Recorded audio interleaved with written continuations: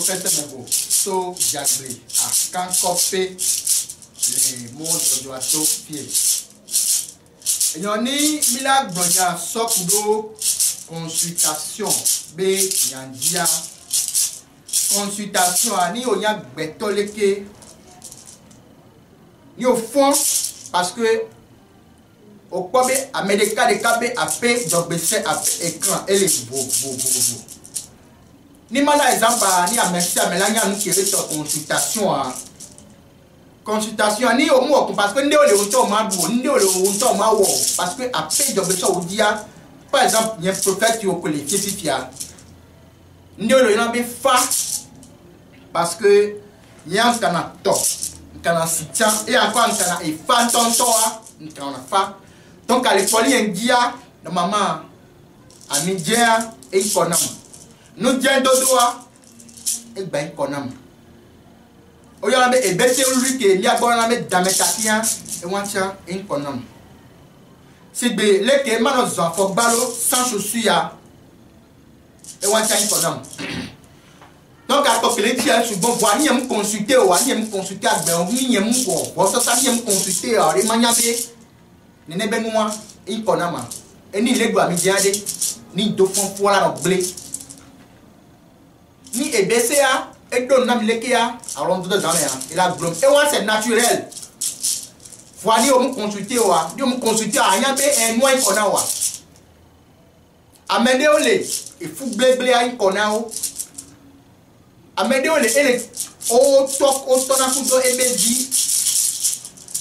C'est-à-dire, ils font des rapports sociaux avec leurs propres enfants. Pour aller au consulter à Bewa, nous au mano et voir au léo, on est et là la blême son tio. Nous vous tuez la nabe et dans la blénao. Nous comme toi, au Bugaka au construire. Nous, et la to blébé voir. Au Mayabe, nous vous tuez moi qui au Mayabe noir les blêmes son tio.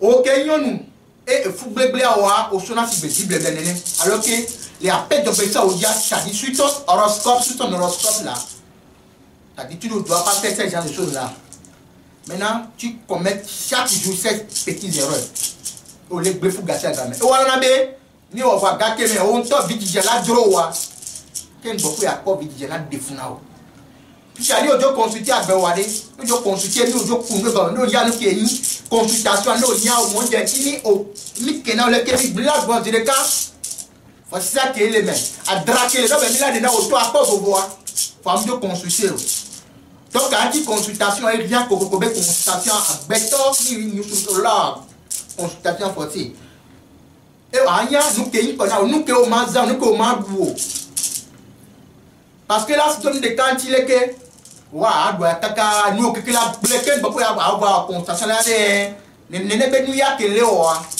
et ko ikonam alors que wa munya ole o na gasia dam et qui constatation ya be agbeto qui a constatation au dollar parce que oui africain maman et des comme moi au dollar so et do bébé on se passe nous a dit les souvent et qui constatation nous a mon constatation wa la be ballonné voilà ben on les signe simple a dit on ne peut pas protéger donc la constatation il y a béni on la constatation à mon dieu à beonti à payer na au pacha nous comment du a fait comment to ni ne on so ma pas kudo nous kuvio faut chaque jour on les pour moi chaque jour ne on ma pas kudo alors les que faut que on mo constatation au manya benoît kona o. Donc à constatation à ibena de nous constatation na gbe onti ya erreur de o le o ma commettre o ma gbede o. Donc à nous qui une constatation à constatation au jamais à ni la betole qui aura constatation à forcer sur les générations. Donc à nous qui même si prophète ou que le pas les filles à nous les gim les au pas à kumwe gomme anya les colas non la kika mais les colas zondo une fois de bon de c'est la journée que monde de c'est la journée au lieu tofia ou là non il faut à consulter prophète au même voir les diablés à Kankopé le vado station à Mepoa à Pokana prophète au même voir les plus 228 96 49 79 93 90, 89, 31, 43. Nous pouvons prophète, c'est même vos poids. Ma vieux haut, là, pour bas, ma pas bon, papa, donc la consultation, les DVD, il y a la consultation, la mondiale, néo-dit, nous sommes au afin qu'on maille, nous sommes pas pour nous conduire, il y a que ma bro. Mais là, tu es là, on nous qui est consultation, et moi, né au pobe, nous qui est qu'on a, oa, oleo, gassia gamin, wa mounia ça, on nous consulter au pas où il y a bien des moins qu'on a, et oa, au dieu, le moi. Et à quoi, moi, Dieu, les bleus, les tuyaux. Ni les nénéas, nous, gendo professeur, mais vous dites, nous, encore blender radio. Parce que les blenders sont n'est qu'un peu famille Janado. Votre ordinateur professeur, mais vous voyez, génie. Professeur, mais vous qui dit non à la sorcellerie, c'est moi. Donc, ce qui est là, ni Mila Blongo, les cabinets de ni au pobre noir, au commerce noir, au lait noir, au mounia, au le néné noir, nous, va voyant. Je vais consulter le poste de l'État et que je vais au Mouniao et au et que je vais comprendre. Je vais consulter le poste et moi que Milato, moi ça que Milao, et Milad Janet Benoado, on tort, nous que Blena ou Vaya et que la bataille, le prophète à côté, on m'a pris d'autres choses. Milad vraiment bon à autant à ces dinabéo. Donc, nous au valet que de l'État constaté, il vient de Milao, il a pour nous bon. Parce que ni quand on doit et poto ndeo bo sasa deo kaka parce que je fais nous que les coques au bois ni et fou béni au bléa et devient avec toi amila parce que amena que au bois au gena de toi il a met ton rosu il a au rosu bé et bo sasa ni via mandrin au dia ni fois mandrin au bléa mila de ton rosu amila au ton rosu bé bo sasa des cas à mandrer maintenant. Quel beaucoup de la tonne parce que il devait pour bléa et à Dieu gagner temps. Ni et dit jalika ni si jalika au pour la bien ni de couche moi et vous ne doit dire ni nene me doit le waya wa ma pas au man là avec perika dit au man sont des bébés comme anu la ro bokoi anu la ro ba anu floué donc à côté one benade Mila diabeto Mila po Mila dira fún wa lo yode Mila di tepe na o Mila ro bo sane gasia gamen so kudo apawanji voni on to usu yin par exemple ni owa omunya o parce que amendole o to na kudo bebi amendole usu dole ami jentete ela ikona we voani o dola bledo ni o va bila pa mi je wa ko gba mi la ko mi la so o sa de le ka adraki le furu mi la de na o so kudo ne be no adi agbe la fa na wa mi la o de ka so kudo ni bla so kudo e ne be no adi e o so apo bobo e loko me ni o so de ko la zon e o to ayan bele nu le e be yi consultation yawo parce que yan o do de pepe ya ma gba na o keke so bo ne ki zere ka ya be ameya do ke be o na ma sans les que me ya voici que m'a pas prophète aux hommes voilés les que me tiam les fifier ya donc à consultation ndé béni bima on met bélé o fofo yen kada yen et que les c'est quoi yen dit tiade que baba na consultation kuda ba oti et anya no ke ikona wa no ke ma wo no ko ma bu ati ko ma yo azon ko ma zuan ma de ka so fion de ka adrake le tu adrake la pe de besa o di de de so kuro le be nwanti e ni mable wa on to be ya wa ko be azere pepe azere de kuma dum le tu o ni o so de lactose non o pratiquement donc allez le dit prophète se me boava jagbele le jagbele kan ko pe le mo jojo atofie foi apo kana prophète o ani ajibe aspa prophète o numéro plus de 128 et on va le WhatsApp mon voit le WhatsApp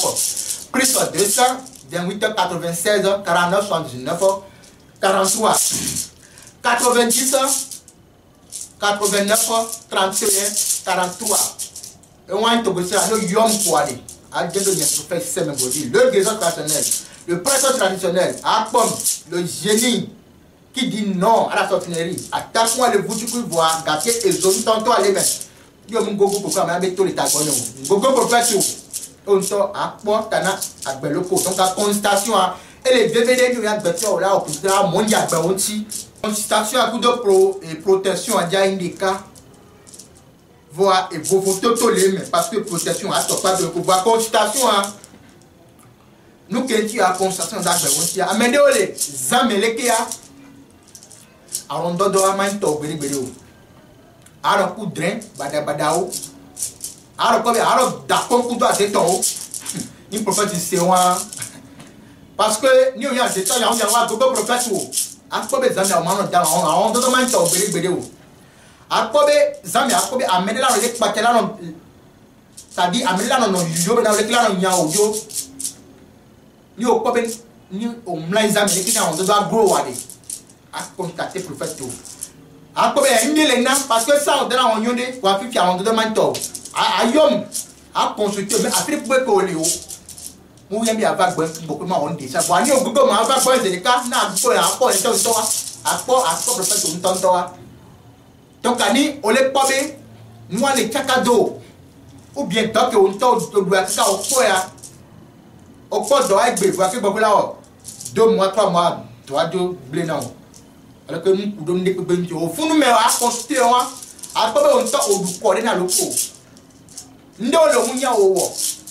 Donc, à va, à mettre, et dans le cas, à parler, et tout à ça même. Et on tient, au là, on consulte la forme qui est de l'autre nous quel na et au moins des amis en demandant à consulter. Et nous quel na, mila pose des cas, et moi qui mila to, et n'est benoît. Et la tote une fois de bon. Nous au moins à dans yole, au moins à coup de pépé, et qui constatation à regarder à haut. Ah, c'était, même si nous pouvons le voir, c'est la constatation parce que nous le mazan, parce que nous avons besoin d'accorder de l'intio naturellement. Nous nous comme manière on a fait avec ballon nous connaît que nous connaît alors amener le témoin de la cigare bédé nous le yo cigare le yo ya ba ko bende ko ma nous so pas mal dans bédé wa mu ya o le yo cigare et soda bitia o ma na ka sense wa o le nunu apata fa ni o mu consulter ale anya to ka ti consultation nous ya beto le kia o la ko mu ko me a mo ja gbe won ti nyode ndole niko info na udekade kade ka ma wa bila le o pata na o e ke o ba ja vo sa tele nya mila ona o donc anu ya gbeto le kia a cité to le konti a cité la consultation la monde ni onti nu ke iko na o to e kan nu ke iko na o to do be se wa mila de ka e gomena wa c'est donc la consultation mais no ko be le cadeau no ko be vio a chaque jour a wa pour dormir na. Chaque jour, il y a un bon abélé. On dit pour moi, on dit pour moi, il y a quoi on est dans la musique, cassé à gamin. Il y a une constatation. Nous, quel est le hormone là haut? Mais il y a bien, nous, les nous, les fous, et mon yo, ou bien on est là de vie, nous, on construit, au moins, il y a un répondu cassé à gamin. Il y a un zanga, balo. Alors que nous, il faut nous, alors, zanga, nous, les zanga, on les va, nous, de méalo. Kaka vion là et on t'a le mounia ou violent les deux cas de la job et les cas. Ni ma idée wade a consulté le prophète tout même bon. Yam les 24 heures. Donc à nous le dit prophète au poids. Apokanam le prix de 128 heures. 96 49 79 93 90 89 31 43 10 poids quoi prophète les diables quand on fait le monde de droit au poids nous verrons station que les films quoi ayom de cas ma do bien ou là-bas to ba ko mais on to a constatation à mon diable à on to dit donc à tester que ça la constatation parce que pour nous les zones nous à donc yam do yam les filles ko que mo ko wa va voir ça na nyonde a si ay va na go en gasia gamin voir kaka tengo que la bando a fait des poids yang ba pour un client même 100 francs par jour pour faire moi bien une peu de kaka même 1000 francs TTA kengo kuma kwandu na ya faut ensemble les néo on l'a consulté à la pour un quel est na nene benoît et qui les fait hier, qui les fait qu'un bakoué, à m'aider ça va, ya, nous ça va glom. Et à m'aider va fier, ni sonner quoi, ya, ça dans la savane, bon, aïe, mais au coup de la les voir. Elle est on les bois de blanc, on a une balle de nez. Donc, ok, le sanois, on l'a consulté à Béo, on l'a pour me bomber. Et mon cas dit mazon, et nous savons là, zonam caca ce matin, casse et trop beau.